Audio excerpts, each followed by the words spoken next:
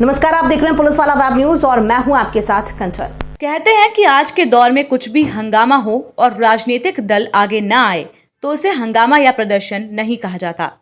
ऐसा ही अमानगंज में देखने को मिला, जहां किसान अपनी मांगों को लेकर प्रदर्शन करने पहुंचे तो इन सबके बीच राजनीतिक दल आगे आकर अपनी सियासी रोटी सेकने के लिए आ खड़े हुए। खबर मध्य प्रदेश के पन्ना जिले के अमानगंज से है, जहां आज अमानगंज में पूर्व से तय कार्यक्रम के अनुसार अमानगंज क्षेत्र के किसान भूमिपुत्र किसान संगठन नाम के तले एकत्रित हुए और अमानगंज भगत सिंह तराहा पहुंचे, जहां किसान विद्युत समस्या को लेकर प्रदर्शन करने की बात पर अड़ गए और अनिश्चितकालीन हड़ताल तक की बात कह डाली। किसानों की बात को लेकर प्रशासन बौखला उठा। प्रशासन किसानों को समझाने के लिए पहुंचा। किसान नेताओं ने प्रशासन से बात करने के लिए हामी भर दी।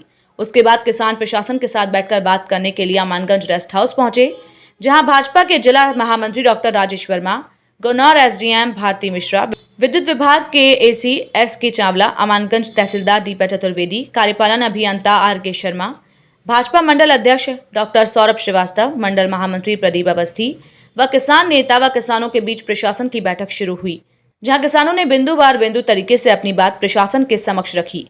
प्रशासन ने भी किसानों की मांगों को जल्द पूरा करने का आश्वासन दिया।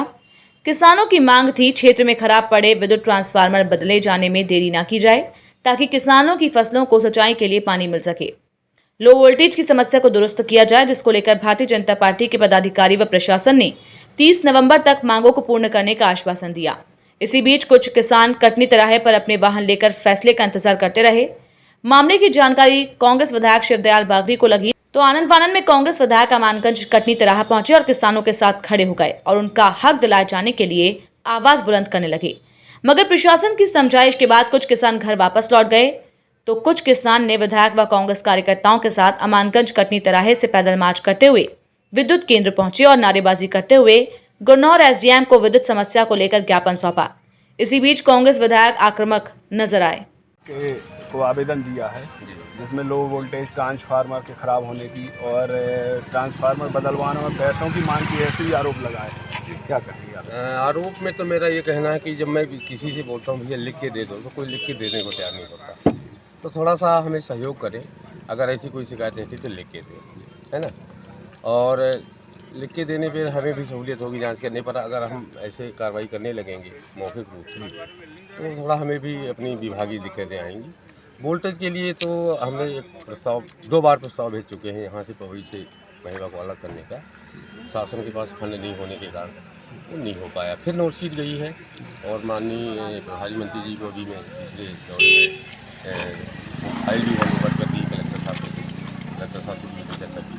अभी भी हमारी एक कोशिश है कि भले अभी हम इस समस्या को सॉल्व न कर पाएँ अभी मौके में सीजन को देखते हुए, जरूरत तो अभी है, परंतु मान लीजिए कि अभी नहीं सॉल्व कर पा रहे हैं तो हम पीछे पड़े रहेंगे कि अगले सीजन का इंतज़ार ना करें और गर्मी तक में ही इस काम को कर डालें। हम सीजन के हिसाब से इंतज़ार नहीं करेंगे, लगातार इसके पीछे पड़े रहेंगे हम और गर्मी तक में कोशिश करेंगे कि सेपरेट सप्लाई कर दें। और 132 kV भी निर्माणाधीन है सिमरिया में, तो उससे जब अपने पास सिमरिया जो हो जाएगा तो अपने पास डबल सप्लाई की व्यवस्था हो जाएगी। लेकिन इस साल अभी तो हम एक रिलीफ दे पाएंगे। दोनों में पीटिया लगा करके महिला को कुछ लोग काट देंगे और हमारे बैंक साहब से हमारी परसों कल ही शाम को मीटिंग में बात हुई कि कस्टर बैंक जो बंद पड़ा था, खराब हो गया था, उसको चालू किया जा रहा है, तो उससे भी कुछ। हाँ, ये क्या समस्या है? समस्याएं बहुत है किसानों की। एक समस्या हो तो उसका निदान हो। लाइट की सबसे बड़ी गंभीर समस्या है। किसान यहाँ पर जो जुड़ के आए हैं विद्युत मंडल में, लाइट की मेन समस्या को लेकर आए हैं। लाइट एक तो फुल वोल्टेज नहीं मिलता है। लाइट का जो समय है निर्धारित 10 घंटे में कुल 8 घंटे लाइट मिलती है और बाकी के टाइम आना जाना लगा रहता है। इसलिए लाइट की भरपूर पूर्ति की जाए। किसानों की समस्या सबसे बड़ी लाइट है। अगर लाइट से सिंचाई नहीं होगी तो फिर किसान अन्न कहाँ से उगाएगा, और ये सबसे बड़ी समस्या है। ट्रांसफार्मर हर जगह के खराब है, कहीं जले हुए हैं, कहीं लाइट की सुविधा नहीं है। प्रशासन इसमें कोई देख रेख नहीं कर रहा है और ना ही इसकी क्षतिपूर्ति की जा रही है। सिर्फ गुमराह करके किसानों को गुमराह किया जा रहा है और कुछ नहीं। ट्रांसफार्मर रखवाने के लिए पैसे लिए जाते हैं। हाँ, पैसे लिए जाते हैं। कई किसानों ने यहाँ बताया है कि ये देखो 20,000 रुपए किसानों से एडवांस लिए जाते हैं ट्रांसफार्मर की रिश्वत के तौर पे, जिसकी रसीद नहीं दी जाती है। ये भी एक समस्या है। फिर भी ट्रांसफार्मर समय पे नहीं मिलता है।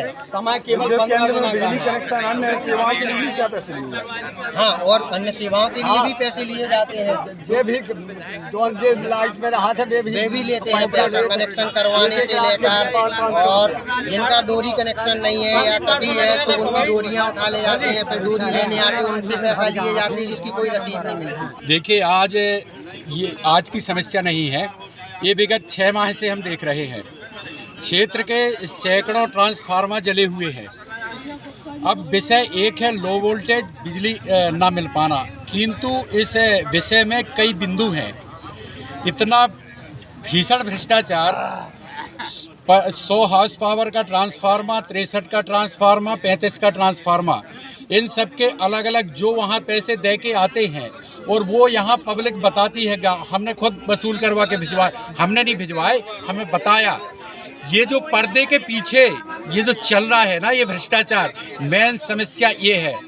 इसके साथ ही ओवर वोल्टेज यहाँ से लेकर के जेके सीमेंट फैक्ट्री तक चला गया।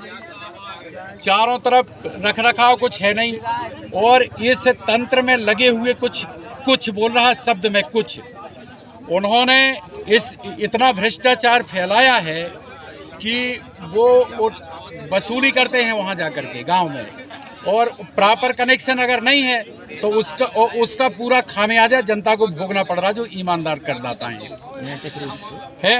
ये अभी यहाँ की सैकड़ों आवाज़ें आ रही हैं आपके सामने कि हमने इतने दिए, देने के बाद भी ट्रांसफार्मर नहीं रखा गया। ये जो स्थिति है, ये जो बना हुआ है सिस्टम, इस सिस्टम में कौन है मैं नहीं जानता। सरकार द्वारा कहा जा रहा है कि हम किसानों को बहुत जितनी बिजली की जरूरत है हम पर्याप्त बिजली दे रहे हैं। क्या आप इससे अभी संतुष्ट नहीं? देखिए, हम बिल्कुल संतुष्ट नहीं है। ये कोरी कल्पना आंखों में जो दिख रहा है। अभी किसानों की जमीनें अभी सिंचाई नहीं हुई है। ये सिर्फ कहना और कथने में अंतर है। ये 25-30 साल पहले जो कहा जा रहा था वही आ गई। 2 घंटा की सिंचाई कुछ नहीं है।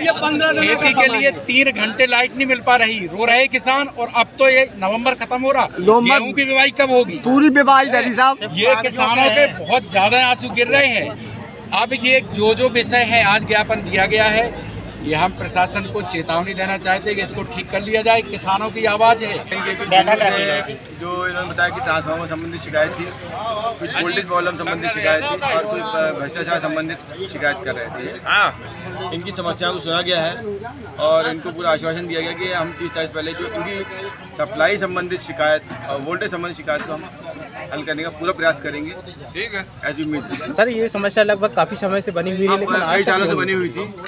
मैं तो अभी आया हूँ यहाँ पर, 1 साल भी नहीं हुआ मेरे को। जैसे मैं जानकारी में आया तो मैंने यहाँ पर एक अमानगंज में एक ट्रांसफार्मर रखवाया है, यहाँ 5 MVA का, और एक गुनूर में भी काम चालू करवा रहे हैं। वहाँ पर कैपिटल बैंक बंद थे, वो भी 132 के भी बंद थे, उसको भी चालू करवा दिया है वहाँ पर। तो कुछ काम तो हो गए हैं और कुछ काम जो बाकी है अभी, जो भविष्य में होना है, या अति नियर भविष्य में करने वाले हैं हम लोग, उनसे इनकी समस्याएं हल हो जाएंगी। सर, में ट्रांसफार्मर खराब पड़े हुए हैं। देखिए, जो हम लोग की जानकारी में आ रहे हैं, जैसे जैसे हम लोग बदलने की कार्रवाई कर रहे हैं और तेज़ी से बदल रहे हैं हम लोग इसको। अब पहले 9 फेल पड़े हैं, इसके कुछ कारण भी हैं। इस बारे में मैंने सबको बताया भी है। इन लोग अगर अपना जो कनेक्शन है, पंप कनेक्शन जो डीएल से कनेक्ट कर रहे हैं, इसको बंद करें। उससे हमारे ट्रांसफार्मर बहुत ज़्यादा संख्या में जल रहे हैं इससे। तो इसके लिए ज़रूरी है कि इसको हटाएं वहाँ से इसको, और अपना डीएल वाले डीएल पे ही रहने दें और एजी वाले को एजी से यूज़ करें, तो ही हमारा यहाँ पर उद्धार संभव है। धन्यवाद।